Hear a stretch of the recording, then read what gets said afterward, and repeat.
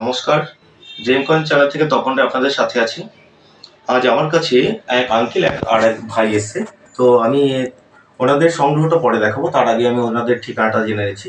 Uncle, আপনি কোথা থেকে এসেছেন? আমি রিস্টা রিষ্টা থেকে। আপনি আমার মানে এখানে আমার ভিডিও কতদিন ধরে দেখছেন আপনি? মাঝখানে ধরে দেখছি। মাসখানেক ধরে। তার আগে আপনি আমার ভিডিও চোখে পড়েনি, পড়েনি। বুঝতে পেরেছি। যাই হোক, আর এর আগে তো আপনি অনেক মনে হয় কয়েন বিক্রি করেছেন। হ্যাঁ, করেছি। ওকে, তো আমার এখানে আসার পরে আপনার এক্সপিরিয়েন্স কি? ভালো লাগলো। আমার এখানে কোনো অসুবিধা নেই, কারণ কেউ যদি আসতে চায় এখানে চলে আসবে। ওকে, ধন্যবাদ। তো বিষয় হচ্ছে যে কয়েন তো আপনি অনেকেই নিয়ে এসেছেন। তো বিষয় হচ্ছে যে আমি এতক্ষণ ধরে সব কয়েনগুলো আপনার ধরে ধরে দেখলাম। হ্যাঁ হ্যাঁ, আপনি যেহেতু আমার এখানে আসার পরে পরিষেবাটা কিরকম লেগেছে? খুব ভালো। মানে এখানে আপনার কোনো ডাউট হচ্ছে যে আমি এখানে কয়েনের মধ্যে? কোনো ডাউট নেই, অবশ্যই আপনি ভালো করে চেক করেছেন, বলছে দুবার চেক করেছেন। একদম ঠিক আছে। আর আমার এটা দায়িত্ব, আপনারা আসছেন বিশ্বাস করে, তাই না? তা সেই বিশ্বাসের মর্যাদাটা রাখতে হবে, এটাই। আর ভাই, তুমি কোথা থেকে এসেছো? তোমার নামটা বলো। আমার নাম সুশান্ত মিত্র। তোমার অ্যাড্রেসটা কোথায় বলছো? আমার পার্ক সার্কাস। পার্ক সার্কাস। Okay okay.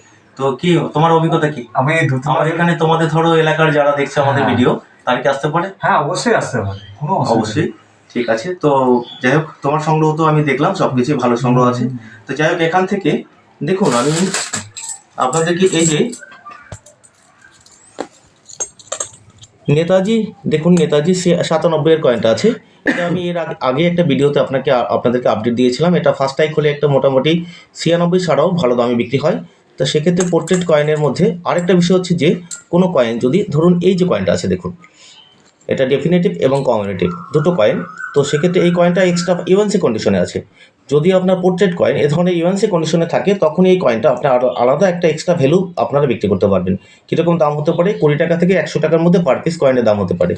তো যাই হোক, এগুলো হচ্ছে যে পোর্ট্রেট কয়েনের কথা বলছি। আর 1 টাকার মধ্যে সাধারণত আপনারা এটা আছে 84। দেখুন 84 ক্যালকাটা মিন্ট। এটা সবথেকে ভ্যালুয়েবল কয়েন হচ্ছে যে 1982 সালের বম্বে মিন্টস। এটা হচ্ছে 6 গ্রাম। 1983 হায়দ্রাবাদ মিন্ট, আর হচ্ছে আপনার 1988 নয়ডা মিন্ট, আর 1991 নয়ডা মিন্ট। এই কয়েনগুলোই 1 রুপির মধ্যে সব থেকে দামি কয়েন হয়ে থাকে।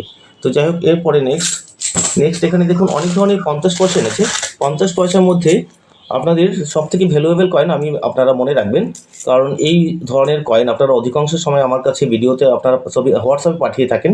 সেক্ষেত্রে এই কয়েনগুলো 1957 সালের বম্বে মিন্ট এক্সট্রিমলি রেয়ার, এবং 1959 সালের যে 50 পয়সা ওটাও খুব এক্সট্রিমলি রেয়ার হয়। আর 1957 এবং 1959 সালের কয়েন কীরকম দাম হতে পারে? 30,000 থেকে আপনার 80,000, 1 লাখ টাকা পর্যন্ত ইউএনসি কন্ডিশনে দাম হয়ে থাকে।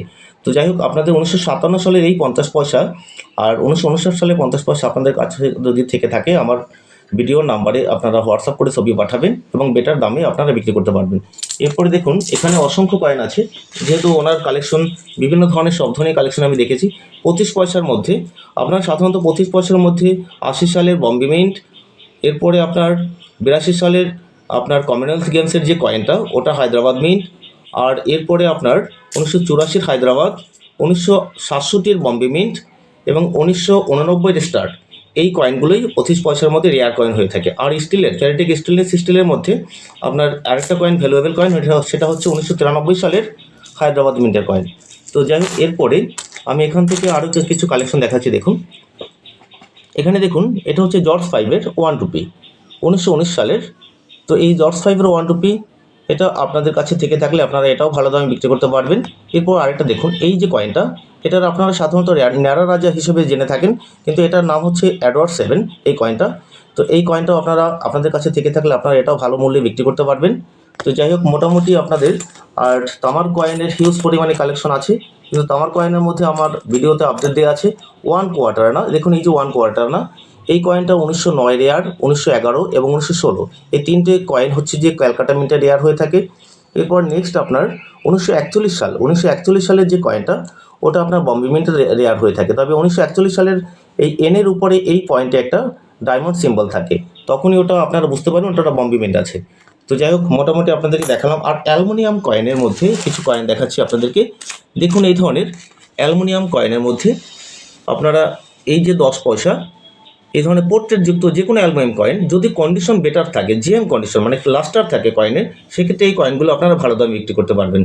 তো আপনাদের সংগ্রহ এই ধরনের কয়েন থাকলেও আপনারা আমার সাথে যোগাযোগ করতে পারেন। ওকে, মোটামুটি আপনাদেরকে কালেকশন দেখালাম। তো যাই হোক, তো আর কোনো মন্তব্য দাদা আঙ্কেল? না, আর কোনো অবশ্যই। দাদা অবশ্যই তো আসবে ঠিক এখানে। আছে। ঠিক আছে, ভালো হ্যাঁ, লাগলো sure. এসে। আসবেন আবার নেক্সট টাইম। একটু মানে এসে পুকুর পাড়ে নেমে গেছি তো, হ্যাঁ, হ্যাঁ, পরে হ্যাঁ। এই পাশে দোকানে জিজ্ঞেস করলাম, বুঝছি তা বুঝছি উনি ঠিকানা দিল ওই গলির মধ্যে। বুঝছি বুঝছি। এসে বাহ। তারপর তো আপনার আপনি তো আমাকে ফোন করে আসেননি, না ফোন করে না আসেননি। না, ফোন করে আসেনি। ঠিক ঠিক ঠিক আছে। আর এখন তো আপনি ফোন করার দরকার পড়ে না। দরকার পড়বে না, কারণ এটা যেহেতু হ্যাঁ। আমাদের মেন লাইন, এটা মানকুন্ড স্টেশন, চন্দননগর আগের স্টেশন। আমি অ্যাড্রেসে এটা বলে থাকি, ঠিক আছে ম্যাক্সিমাম। তো ভিডিওতে আপনারা ভিডিওতে যখন আপনারা দেখবেন তখন আমার ডিটেলস অ্যাড্রেসটা দেওয়া থাকবে ভিডিওতে, আর তো আপনারা সেই অসুবিধা হবে অ্যাড্রেস না। অনুযায়ী চলে আসতে পারবেন। আর অসুবিধা হলে আপনি আরো আমাকে ফোন করবেন, আমি আপনাদেরকে সম্পূর্ণ গাইড করে দেবো। ঠিক আছে। ওকে, ধন্যবাদ। এখানে ভিডিও সমাপ্ত করছি। নমস্কার।